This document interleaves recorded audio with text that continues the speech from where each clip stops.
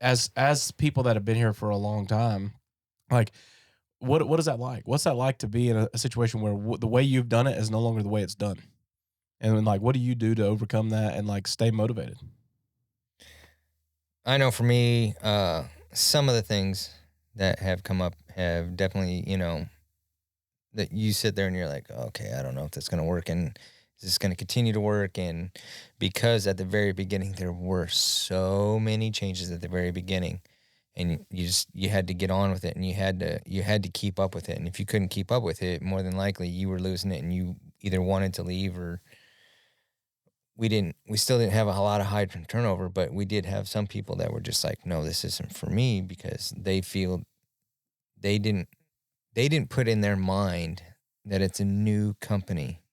And yes, at the beginning, you got to figure things out. You can take a template from somewhere else, but it still may not work for you, and you have to Right. alter it.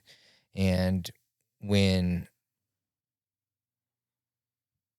we really got into it, I sat there and I was like, okay, I really hope this is going to go, because for me, I've always wanted to build a Barndo, and we almost did it. We almost did it.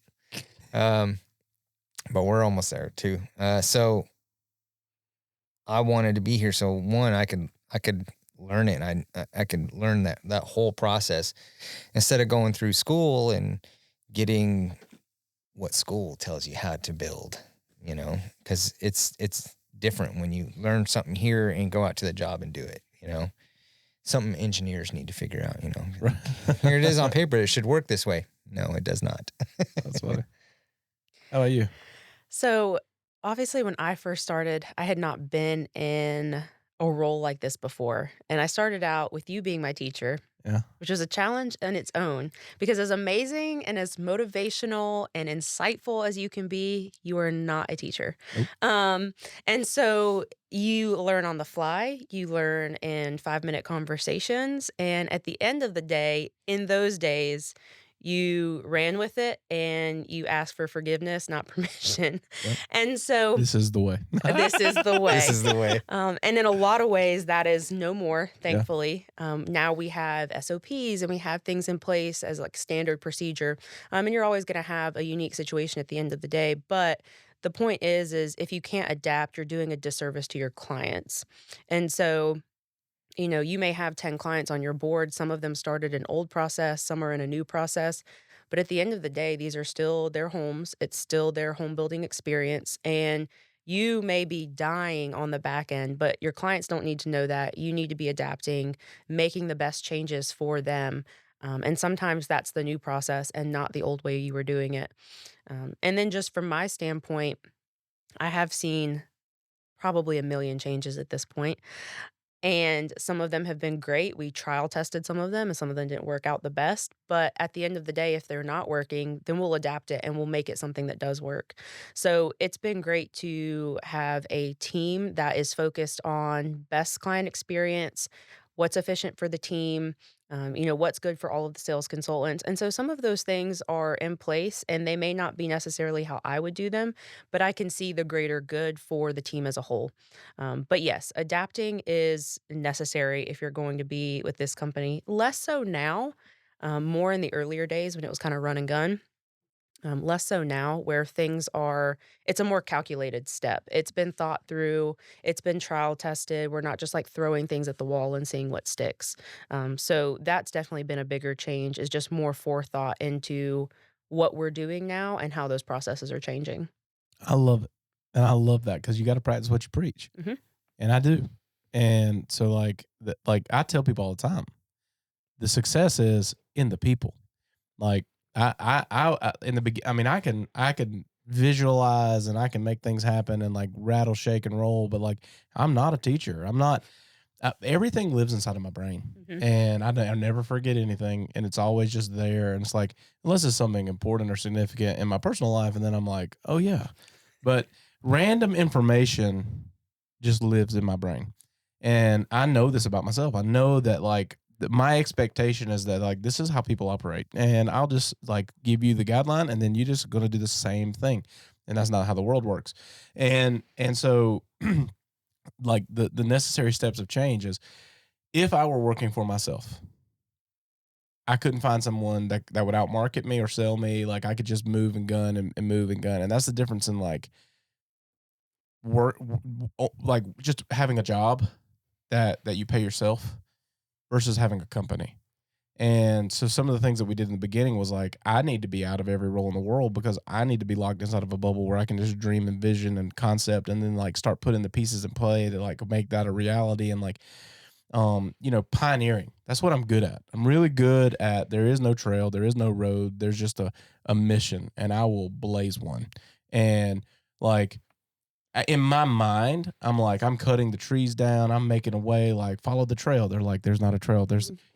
I see where you cut a tree here, and like but like there's a potential I could get lost because like you blazed a trail, but it is not a highway, and a highway is different than a trail because it's been graded, things have been removed, obstacles have been removed, a new surface has been put down that promotes more, stability in traffic. Lines have been painted, guardrails are in place. Like we have made it where everyone can commute down this way and make it as safely as possible, as fast as possible, and effective as possible, and limited the ability to get lost. And so like what I realize is like if I blaze a trail and then I turn around and get on the tractor and start trying to clear it, I get bored.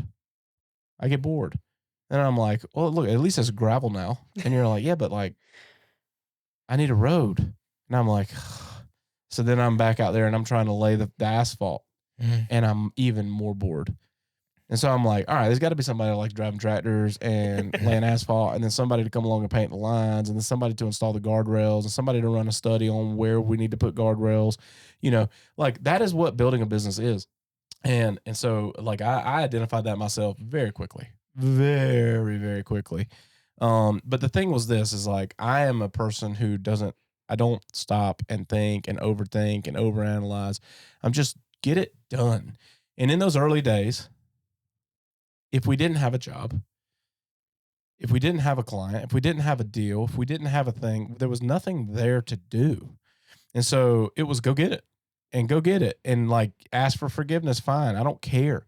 And I mean, we've built, like in the beginning, we built houses where we had great success. Obviously, like you can't build them all for free, but we had several where it was not a financially rewarding situation. The homeowner got a home.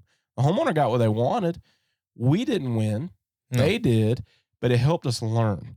And so we just continuously adapted. But if we had just frozen those situations and just said like, well, no, we got to get it right. Let's have a meeting and then we'll have a tribunal council and then we'll ask some people and we'll calculate it better and we'll do all these things. We would have wasted so much time that we would have never made it to the next level. So like the cool thing is we did what we had to do to establish the trail. And then we went back and we started building the necessary things along the way, and it improved everyone. You were capable of walking down the trail. It wasn't comfortable. It was a pain in the ass. You're like, this dude told me this is a trail. Like, there's poison ivy. There's, snakes. There's a bush in the way. There's, like you're having to jump, like, because if I'm running as fast as I can, I might hop over a log.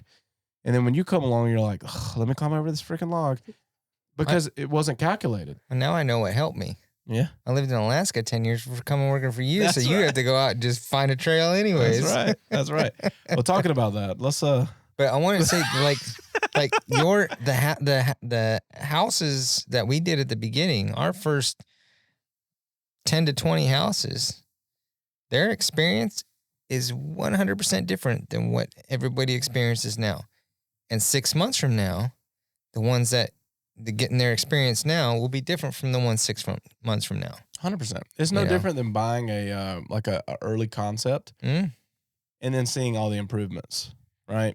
I think what people can't get behind is they sit there and I've talked to multiple people and they're like, well, we see this on the podcast and talking about this and that and the other, and we're like, well, we didn't get that. Well, yeah, it's different now. We've improved our processes that much.